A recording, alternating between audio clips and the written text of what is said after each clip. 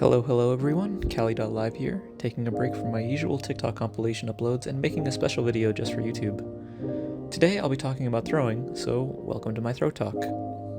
We'll be discussing the following topics. What is it? Who does it? Why do they do it? What can be done about it? What can you do when you encounter it, as in what do I do when I encounter it? What is it? According to Wikipedia, throwing and/or griefing can be described as a player in a multiplayer video game who deliberately and intentionally irritates and harasses other players within the game, trolling, by using aspects of the game in unintended ways in order to destroy something another player made or built, or stealing something, such as items or loot, when that is not the primary objective. For the vast majority of online competitive gamers, we don't think much of a griefer when we figure out they are throwing on purpose. They may get us upset for a short amount of time, but again, the vast majority of us do not let their actions live in our head rent-free. I know, this is ironic given that I am making a video about throwing, but it's time to redistribute my knowledge to gamers who are new to online competitive matchmaking. This way, people can better identify someone who is throwing and can deal with it accordingly. Who does it? Why do they do it? There are a subset of people who play online video games who decide to throw for one of and possibly all three of the following reasons. Some cannot compete at the skill level they are or were just recently at, so they need to derank, even if the act of doing so negatively affects players on the team who aren't throwing. This usually results in everyone on that team who isn't throwing having a bad time playing the game. The purpose of deranking allows the thrower to feel superior and/or happy when they finally get to a rank where they feel they can dominate everyone in the lobby. More on this feeling later. Some do so for personal enjoyment, trolling, content creation, and/or a somewhat more niche reason, crypto throwing. Some people will let you know in one way or another before the first round even starts, and in my honest opinion, that's fine with me. Letting the team know your goal is to derank this game can let their expectations be softened a bit, if it's just a troll because they are farming content to post online later, or if they are throwing for crypto, telling the team about the goal in mind can possibly produce a good time or possibly great content for everyone in the lobby. Sometimes. Some wait until the last moment of the game to announce what their real agenda was. When these two are combined, you get number 3. Some do it because they either subconsciously or consciously, some just don't know how to admit it, know they cannot compete at a higher skill level, but have altered the cognitive decision-making process in their brain to associate the act of throwing, causing a loss, with producing a dopamine kick. The last one, in my opinion, is the most concerning because it highlights a few different reasons to be extremely concerned with this person's mental health and psychological well-being. If this is what they need to do in order to feel happiness, then something is going on in their personal lives that has them acting this way. It could be problems at home, at school, at work, with friends, with family, and this act is part of their coping mechanisms. Granted, I will give the content creator reasoning in number 2 a massive break because it might be the way they earn a living, and at that point you can't really hate on a person if they are earning an income this way. Throwing for crypto is scummy, but again, if it's a way for someone to earn a living, at the end of the day, they are earning a living by playing video games. But the personal enjoyment for trolling alone is where all signs point to a bigger problem with the person doing the throwing. There have already been several studies, some flashing on the screen now, regarding the correlation between mental illness and video game addiction. Depression, anxiety, ADHD, sleeping disorders, the list can go on. Having said that, it isn't that big of a stretch to see how video games offer the same addictive dopamine kick to those without treatable mental illness and to those who do. It just depends on how they interact with the game that determines how that dopamine gets delivered. What can be done about it? There are several things that have been done about it. The reported player option in most of the top-rated online matchmaking type video games have an option for griefing or sabotaging. You should use this option judiciously so that it builds a record on the thrower's profile and griefing bans can more easily be handed out to people who need them. While it's quite obvious game devs don't care that much about this sort of behavior, but have put in some sort of options to report it, we know it's on the radar at the very least. But really, I think they are more concerned about money flowing into the game rather than mental health draining out of it. But how to find out if they are indeed throwing?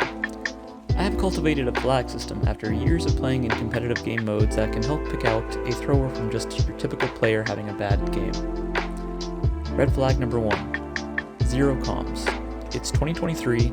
If you're playing a competitive game mode, you need to communicate with your team to help complete the objective. That means you should have a mic, and if you're on PC, you already have a keyboard, so zero comms on PC is pretty suspect already. Number 2. False, misleading, or sabotaging comms. These are comms that are purposely made in order to affect the outcome of the match.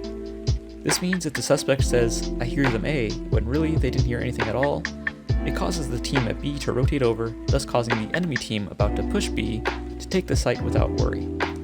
Other examples include, "They are one shot, you can pistol them," when they took 0 damage, "Grab my gun, it's got a full mag," etc., etc. It can even be said that if you hear a condescending tone or an obvious troll bait, then that triggers this flag as well. Number 3. In-game behavior. Things like poor map positioning, poor crosshair placement, poor utility placement, questionable items in hand, and finally decision-making skills. This flag is more of a checkbox system, and if they are at this point in the system, they are sus enough as is. Filling more than 2 of these checkboxes if they've already tripped one of the other flags, in my opinion, is a clear sign someone is throwing. Each checkbox goes from macro to micro, with the severity of the suspicion increasing with every check. Here's what I mean by each term. Map positioning is the area of a site, or the map in general, in which one takes up a position to either entry or defend from entry.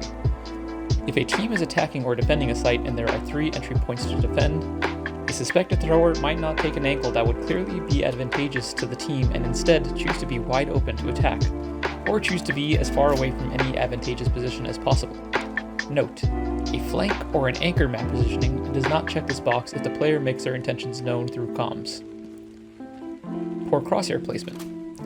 Headshot level crosshair placement is a pretty standard MO in comp game modes. Skybox, legs, feet, or ground crosshair positioning is a pretty clear sign that the suspect is purposefully trying to have a disadvantage in a firefight. Note, this does not apply for a player who is movement reliant, and mouse swings are sometimes necessary to increase speed. But if the suspect has a history of not snapping back to headshot level when movement has stopped, say to prepare for a firefight, then this box is checked. Poor utility placement. Smokes, walls, flashes, nades, these are all excellent tools to help you gain an edge in taking or defending a site. Smokes, walls, flashes, or nades that do harm to the team that deploys them, aka the suspect, might not be a definitive checkmark, but repeat offenses should tick the box. Questionable items in hand. Utility or a weapon in the suspect's hands can help you determine if they are throwing. Let's say it's a 1v2. We know one player is sub 50% HP and the other is still full HP. Our suspect, the one in the situation, should not have utility in their hands unless they are immediately deploying it and should not have a melee weapon deployed if they do not have an advantageous position, say sneaking behind an enemy player for the knife kill. Furthermore, if the one's position is not known to the enemy team, a normal player wouldn't be giving the team the advantage of knowing the general whereabouts of their location by throwing an item that makes a sound. A suspect would because they are trying to throw the game.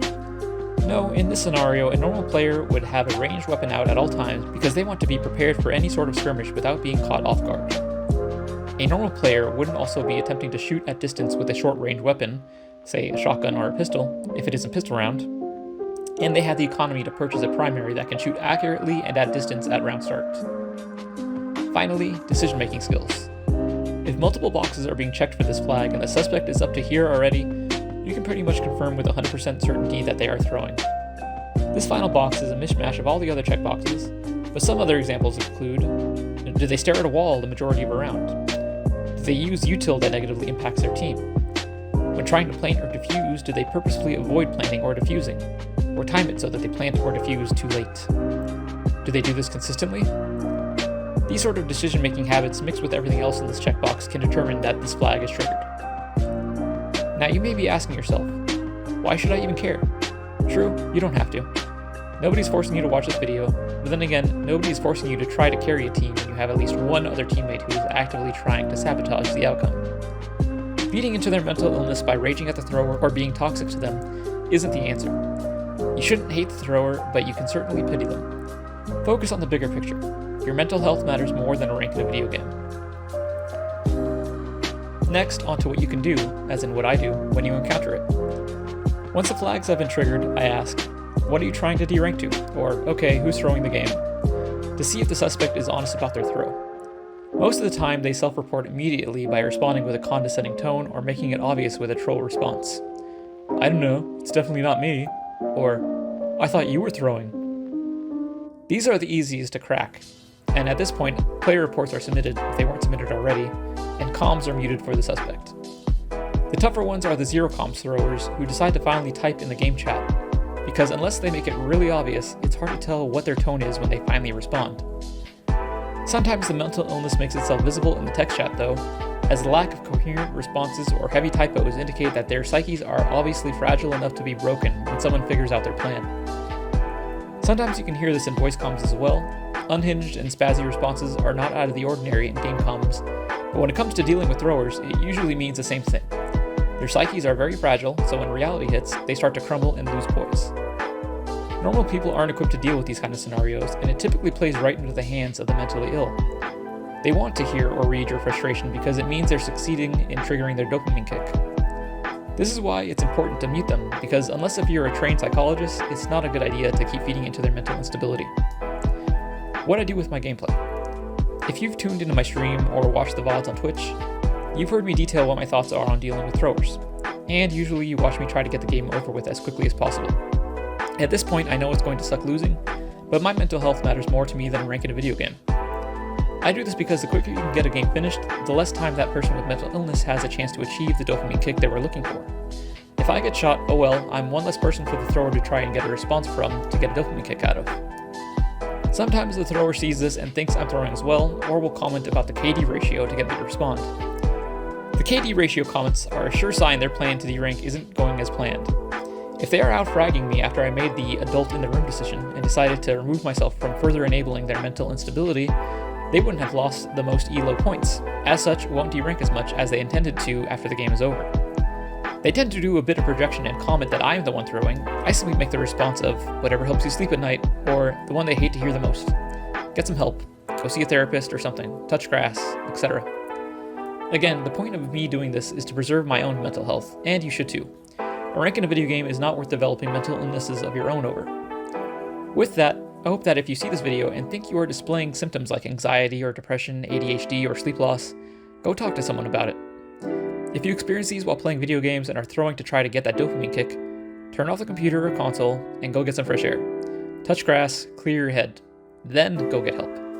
It's just not worth ruining your life over. Alright everyone, thanks for watching. Feel free to subscribe, like the video, comment down below, share it around the internet, and peace out.